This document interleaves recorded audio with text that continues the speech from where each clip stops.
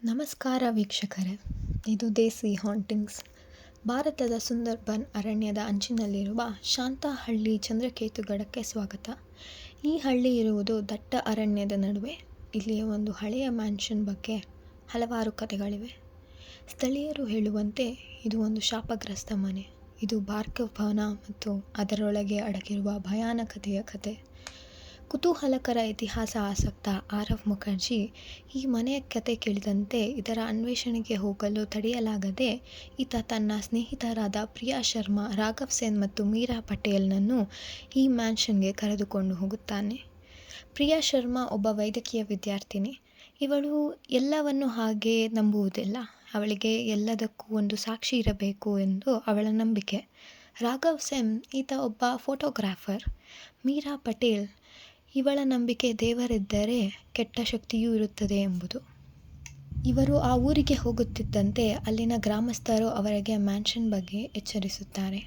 ಆ ಮನೆಗೆ ಹೋದವರು ಯಾರೂ ತಿರುಗಿ ಬಂದಿಲ್ಲ ಎಂದು ಹೇಳಿದರೂ ಈ ಎಚ್ಚರಿಕೆಗಳನ್ನೆಲ್ಲ ಲೆಕ್ಕಿಸದೆ ಅವರು ಕುತೂಹಲವನ್ನು ತಣಿಸಿಕೊಳ್ಳಲು ಈ ತಂಡ ಮ್ಯಾನ್ಷನ್ಗೆ ಹೊರಡುತ್ತಾರೆ. ಭಾರ್ಗವ್ ಭವನದ ಕಡೆ ಹೊರಡುವ ದಾರಿ ತುಂಬ ಅಪಾಯಕರವಾಗಿತ್ತು ಮತ್ತು ದಟ್ಟ ಮರಗಿಡಗಳಿಂದ ತುಂಬಿದ ಜಾಗವಾಗಿತ್ತು. ಆದ್ದರಿಂದ ಶುರುವಾತಿನಿಂದಲೇ ಒಂದು ಬೆಚ್ಚನೆ ವಾತಾವರಣ ಸೃಷ್ಟಿಯಾಗಿತ್ತು. ಅವರು ಮನೆಗೆ ಹತ್ತಿರವಾಗುತ್ತಿದ್ದಂತೆ ಒಂದು ದೊಡ್ಡ ಪಾಳು ಬಿದ್ದ ಮನೆ ಕಾಣಿಸುತ್ತದೆ. ಮನೆಯ ಗೋಡೆಗಳ ಮೇಲೆಲ್ಲ ಬಳ್ಳಿಗಳು ಹರಡಿದ್ದವು. ಒಡೆದು ಹೋಗಿದ ಕಿಟಕಿಗಳು ಒಂದು ಭಯಾನಕ ರೂಪವನ್ನು ಕೊಟ್ಟಿತ್ತು. ಮ್ಯಾನ್ಷನ್ ಒಳಗೆ ಬರುತ್ತಿದ್ದಂತೆ ಇಡೀ ಮ್ಯಾನ್ಷನ್ ಧೂಳು ತುಂಬಿರುತ್ತದೆ. ಹಾಲ್ನಲ್ಲಿ ಕೆಲವು ಸಾಮಾನುಗಳು ಅಸ್ತವ್ಯಸ್ತವಾಗಿ ಬಿದ್ದಿದ್ದವು. ಹಾಳಾದ ವಾಸನೆಯೂ ಕೂಡ ಇತ್ತು. ಆದರೂ ಒಂದು ಕಾಲದಲ್ಲಿ ಆ ಮನೆ ಬಹಳ ವೈಭವದಿಂದ ಕೂಡಿತ್ತು ಎಂದು ಆ ಮನೆಯ ಧೂಳು ಮುಚ್ಚಿದ ವಾಸ್ತುಶಿಲ್ಪವು ಹೇಳುತ್ತಿತ್ತು. ಮತ್ತಷ್ಟು ಒಳಗೆ ಹೋದಂತೆ ಅವರು ಭಾರ್ಗವ್ ಕುಟುಂಬದ ಫೋಟೋಗಳನ್ನು ನೋಡುತ್ತಾರೆ. ಅದರಲ್ಲಿರುವ ಗಂಭೀರ ಮುಖಗಳು ಆ 4 ಜನರನ್ನು ಹಿಂಬಾಲಿಸುತ್ತಿರುವಂತಿತ್ತು.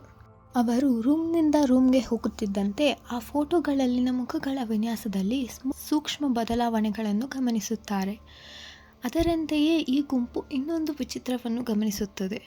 ಅದೇನೆಂದರೆ ಲೈಬ್ರರಿಗೆ ಹೋಗುತ್ತಿದ್ದ ಬಾಗಿಲು ಈಗ ಡೈನಿಂಗ್ ಹಾಲ್ಗೆ ತೆರೆಯುತ್ತದೆ. ಈ ವಿಷಯ ಅವರಿಗೆ ಭಯ ಮೂಡಿಸಿದರೂ ಇದು ಬರೀ ತಮ್ಮ ಮನಸ್ಸಿನ ಯುಕ್ತಿ ಎಂದು ತಳ್ಳಿಬಿಡುತ್ತಾರೆ. ರಾಘವ್ ಫೋಟೋಗ್ರಾಫರ್ ಆಗಿದ್ದರಿಂದ ಅವನು ಮನೆಯ ಎಲ್ಲ ಭಾಗಗಳನ್ನು ತನ್ನ ಕ್ಯಾಮ್ರಾದಲ್ಲಿ ಸೆರೆ ಹಿಡಿಯುತ್ತಿರುತ್ತಾನೆ. ಹೀಗೆ ಫೋಟೋ ತೆಗೆಯುವಾಗ ಅವನಿಗೆ ಏನೋ ಕಾಣಿಸಿದಂತಾಗಿ ತಾನು ಹಿಡಿದ ಫೋಟೋಗಳನ್ನು ಒಂದು ಸಾರಿ ಚೆಕ್ ಮಾಡುತ್ತಾನೆ. ಅದರಲ್ಲಿ ಅವನು ಅಸಾಧಾರಣ ಸಂಗತಿಗಳನ್ನು ಗಮನಿಸುತ್ತಾನೆ. ಅಲ್ಲಿ ಇಲ್ಲದ ಆಕೃತಿಗಳು, ಛಾಯಾಮಯ ರೂಪಗಳು, ಭಯಾನಕ ಬೆಳಕುಗಳು ಮತ್ತು ನೆರಳಿನಲ್ಲಿ ಯಾರೋ ಅವಿತಿರುವಂತೆ ಕಾಣಿಸುತ್ತದೆ. ಇದನ್ನು ಅವನು ಫ್ರೆಂಡ್ಸ್ಗೆ ತೋರಿಸಿದಾಗ ಅವರು ಅವುಗಳನ್ನು ಕ್ಯಾಮ್ರಾ ಪ್ರಾಬ್ಲಮ್ಸೋ ಅಥವಾ ಟ್ರಿಕ್ಸ್ ಆಫ್ ಲೈಟೋ ಎಂದು ತಿರಸ್ಕರಿಸುತ್ತಾರೆ. ನೀನು ಸುಮ್ಮನೆ ಏನೇನೋ ಹೇಳಿ ಭಯಪಡಿಸಬೇಡ ಎಂದು ಗ್ರೂಪ್ನವರು ಮತ್ತೆ ಬೇರೆ ಕಡೆ ಗಮನ ಕೊಡುತ್ತಾರೆ. ಆದರೆ ರಾಘವ್ಗೆ ಇದೆಲ್ಲ ತನ್ನ ಕಲ್ಪನೆ ಎಂದು ಅನಿಸುವುದಿಲ್ಲ. ಇದನ್ನು ಸಾಬೀತು ಮಾಡಲು ಹೆಚ್ಚು ಸಾಕ್ಷಿ ಸಂಗ್ರಹಿಸುತ್ತೇನೆ ಎಂದು ಒಬ್ಬನೇ ರೂಮ್ಗೆ ಹೋಗುತ್ತಾನೆ. ಹೋದವ ಎಷ್ಟೊತ್ತಾದರೂ ಆಚೆ ಬರುವುದಿಲ್ಲ. ಇದನ್ನು ಗಮನಿಸಿದ ಆರವ್, ಪ್ರಿಯಾ ಮತ್ತು ಮೀರಾ ಅವನನ್ನು ಹುಡುಕೋಕೆ ಶುರು ಮಾಡ್ತಾರೆ. ಅವನು ಒಳಗೆ ಹೋದ ರೂಮ್ ಸಂಪೂರ್ಣವಾಗಿ ಖಾಲಿಯಾಗಿತ್ತು. ರಾಘವ್ನ ಯಾವುದೇ ಸುಳಿವು ಸಿಗದೆ ಎಲ್ಲರಿಗೂ ಭಯವಾಗಲು ಶುರುವಾಗಿತ್ತು.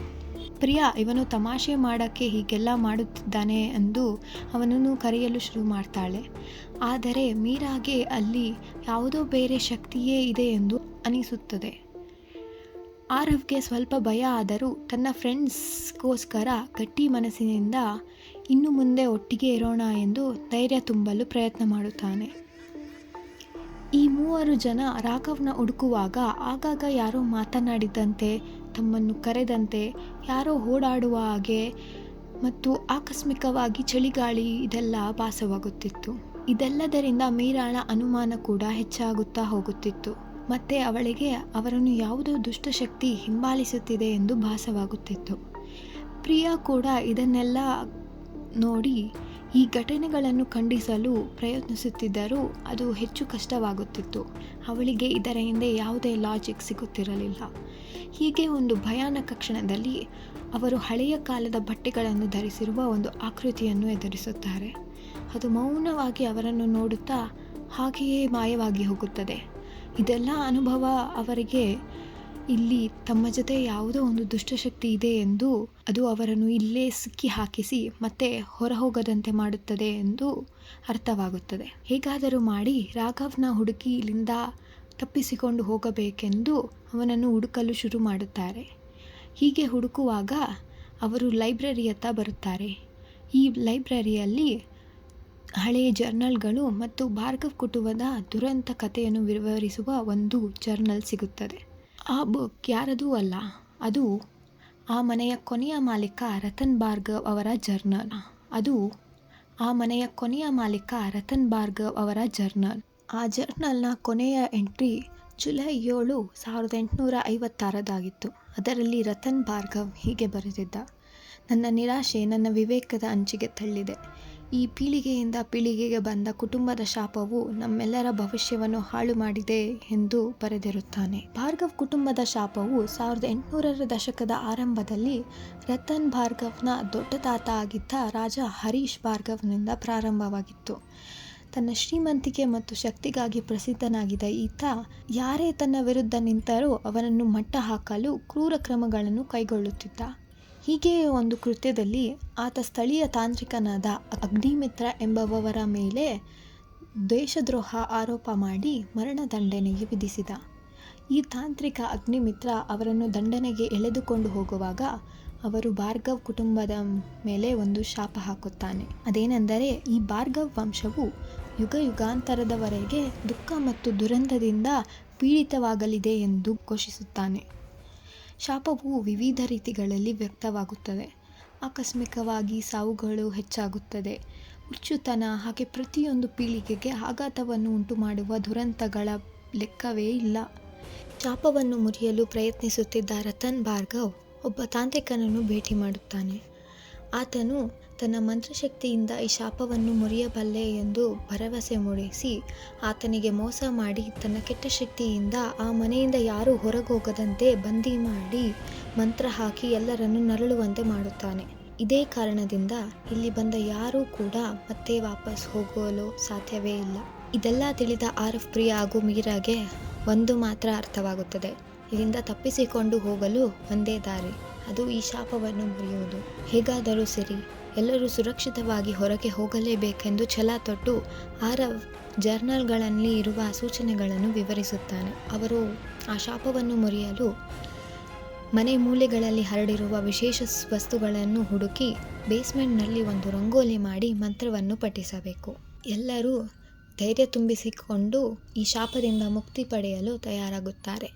ಅವರು ಈ ಪೂಜೆ ಪ್ರಾರಂಭಿಸಿದ್ದಂತೆ ಮನೆಯಲ್ಲಿನ ಆತ್ಮಗಳು ಪ್ರತಿಕ್ರಿಯಿಸುತ್ತದೆ, ಗೋಡೆಗಳು ಕಂಪಿಸುತ್ತವೆ ಮತ್ತು ಪಿಶಾಚಿ ಆಕೃತಿಗಳು ಅವರನ್ನು ಹಠಾತ್ ದಾಳಿ ಮಾಡುತ್ತದೆ. ಗುಂಪು ಸಾಧ್ಯವಾದಷ್ಟು ದಾಳಿಗಳನ್ನು ತಪ್ಪಿಸಲು ಪ್ರಯತ್ನಿಸುತ್ತದೆ. ಒಂದು ಕಡೆ ಪ್ರಿಯಾ ಒಂದು ಕುರ್ಚಿಯನ್ನು ಬಳಸಿ ದಾಳಿ ಮಾಡುತ್ತಿರುವ ಆತ್ಮವನ್ನು ತಡೆಯುತ್ತಾಳೆ. ಇನ್ನೊಂದು ಕಡೆ ಆರವ್ ಮೀರಾನ ಹಿಡಿಯಲು ಪ್ರಯತ್ನಿಸುತ್ತಿರುವ ದೆವ್ವದಿಂದ ಎಳೆಯುತ್ತಾನೆ. ಪಿಶಾಚಿಗಳು ಮತ್ತು ಆತ್ಮಗಳು ಅವರ ಗಮನವನ್ನು ಒಡೆಯುತ್ತವೆ, ಟೀಕೆಗಳನ್ನು ಗುಸುಗುಸು ಮಾಡಿ ಮತ್ತು ದ್ವೇಷವನ್ನು ತೋರಿಸಿ ಭಯ ಹಿಡಿಸಲು ಪ್ರಯತ್ನಿಸುತ್ತವೆ. ಮೀರಾ ಇನ್ನೇನು ಭಯದಿಂದ ಕುಸಿಯಬೇಕೆಂಬಷ್ಟರಲ್ಲಿ ಆರವ್ ಅವಳನ್ನು ಹಿಡಿದು ಅವಳನ್ನು ನೋಡಿ, ಮೀರಾ, ನೀನು ಇದಕ್ಕಿಂತ ಶಕ್ತಿಯಾಗಿದ್ದೀಯಾ, ನಮಗೆ ನಿನ್ನ ಅವಶ್ಯಕತೆ ಇದೆ. ನಿನಗೆ ಪಿಶಾಚಿಗಳು ಎಲ್ಲಿಂದ ಬರುತ್ತದೆ ಎಂದು ಗೊತ್ತಾಗುತ್ತದೆ, ಅದನ್ನು ನಮಗೆ ದಾರಿ ತೋರಿಸಲು ಉಪಯೋಗಿಸು ಎಂದು ಆರವ್ ಒತ್ತಾಯಿಸುತ್ತಾನೆ. ಅದಕ್ಕೆ ಪ್ರಿಯಾ ಕೂಡ, ರಾಘವ್ನನ್ನು ನೆನಪಿಸಿಕೋ ಮೀರಾ, ಅವನನ್ನು ನಾವು ಹೇಗಾದರೂ ಮಾಡಿ ಉಳಿಸಿಕೊಳ್ಳಬೇಕು ಎಂದು ಪ್ರೇರೇಪಿಸುತ್ತಾಳೆ.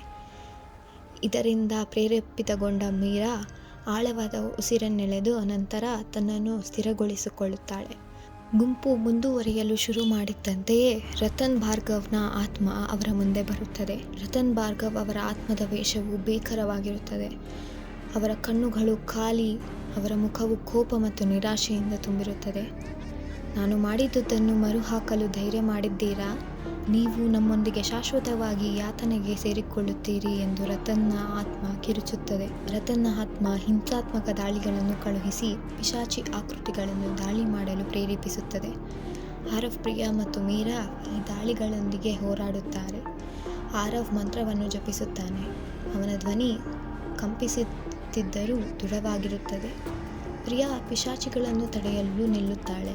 ಮೀರಾ ವಸ್ತುಗಳ ಮೇಲೆ ಗಮನ ಕೊಟ್ಟು ಅವುಗಳನ್ನು ಸರಿಯಾದ ಕ್ರಮದಲ್ಲಿ ಇಡುತ್ತಾಳೆ. ರತನ್ನ ಆತ್ಮ ಆರವ್ ಮೇಲೆ ಹಾರಿ ಅವನನ್ನು ಮೌನವಾಗಿಸಲು ಪ್ರಯತ್ನಿಸುತ್ತದೆ. ಆರವ್ ಆದರೆ ಭಯಪಡದೆ ತನ್ನ ಮಂತ್ರಜಪವನ್ನು ನಿಲ್ಲಿಸುವುದಿಲ್ಲ. ಪ್ರಿಯಾ ಒಂದು ಬಾರಿ ಪುಸ್ತಕವನ್ನು ರತನ್ನ ಕಡೆ ಎಸೆದು ಆರವ್ನ ಮಂತ್ರವನ್ನು ಪೂರ್ಣಗೊಳಿಸಲು ಅಗತ್ಯವಿರುವ ಸಮಯವನ್ನು ಮೂಡಿಸುತ್ತಾಳೆ. ಒಂದು ದೊಡ್ಡ ಬೆಳಕು ಕೊಠಡಿಯನ್ನು ಆವರಿಸುತ್ತದೆ ಮತ್ತು ಭಾರೀ ಶಬ್ದವು ಮನೆಯಾದ್ಯಂತ ಪ್ರತಿಧ್ವನಿಸುತ್ತದೆ. ಆತ್ಮಗಳು ಆ ಶಬ್ದದಲ್ಲಿ ನರಕ ಯಾತನೆ ಅನುಭವಿಸುತ್ತಾ ಕಿರುಚುತ್ತವೆ. ಮನೆಯು ಹಿಂಸಾತ್ಮಕವಾಗಿ ಕಂಪಿಸುತ್ತದೆ. ಹಾಗೆಯೇ ಒಂದು ಕ್ಷಣದಲ್ಲಿ ಎಲ್ಲ ಶಾಂತವಾಗಿ ಬಿಡುತ್ತದೆ. ಮತ್ತೆ ಕಂಡುಬಿಟ್ಟಾಕ್ಷಣ ಸ್ನೇಹಿತರು ತಮ್ಮನ್ನು ಮ್ಯಾನ್ಷನ್ನ ಹೊರಗಡೆ ಕಂಡುಕೊಳ್ಳುತ್ತಾರೆ. ಸ್ವಲ್ಪ ತಲೆ ಸುತ್ತುತ್ತಿದ್ದರೂ ತಾವು ಸುರಕ್ಷಿತವಾಗಿದ್ದರು. ಭಾರ್ಗವ್ ಭವನ, ಒಮ್ಮೆ ಧಮ್ಕಿಸುತ್ತಿದ್ದ ಭವನ, ಈಗ ಮೌನ ಮತ್ತು ನಿರ್ಜೀವವಾಗಿತ್ತು. ರಾಘವ್ ಕೂಡ ಅವರೊಡನೆ ಇದ್ದ. ಸ್ವಲ್ಪ ಗೊಂದಲದಲ್ಲಿದ್ದರೂ ಅವನು ಹಾನಿಯಾಗದೆ ಅವರ ಜೊತೆ ಸೇರಿಕೊಂಡಿದ್ದ. ಶಾಪವು ಮುರಿದಿದೆ ಎಂದು ಅವರಿಗೆ ಅರ್ಥವಾಗುತ್ತದೆ ಮತ್ತು ಮ್ಯಾನ್ಷನ್ಗೆ ಇನ್ನು ಮುಂದೆ ಯಾರೂ ಬಲಿಯಾಗುವುದಿಲ್ಲ ಎಂದು ಖುಷಿಪಡುತ್ತಾರೆ. ಈ ಕಥೆಯನ್ನು ಅವರು ಹಳ್ಳಿಗೆ ತಲುಪಿದ ಮೇಲೆ ಆ ಹಳ್ಳಿಯ ಜನರೊಂದಿಗೆ ಕೂಡ ಹೇಳಿಕೊಳ್ಳುತ್ತಾರೆ. ಸ್ನೇಹಿತರ ನಡುವೆ ಇರುವ ಬಾಂಧವ್ಯವೂ ಕೂಡ ಮತ್ತಷ್ಟು ಬಲಗೊಳ್ಳುತ್ತದೆ ಮತ್ತು ಭಾರ್ಗವ್ ಭವನದಲ್ಲಿ ಕಲಿತ ಪಾಠಗಳನ್ನು ಎಂದಿಗೂ ಮರೆಯದಿರಲು ಅವರು ಶಪಥ ಮಾಡುತ್ತಾರೆ. ಇದೇ ಚಂದ್ರಕೇತುಗಡದ ಭಾರ್ಗವ್ ಭವನದ ಕತೆ.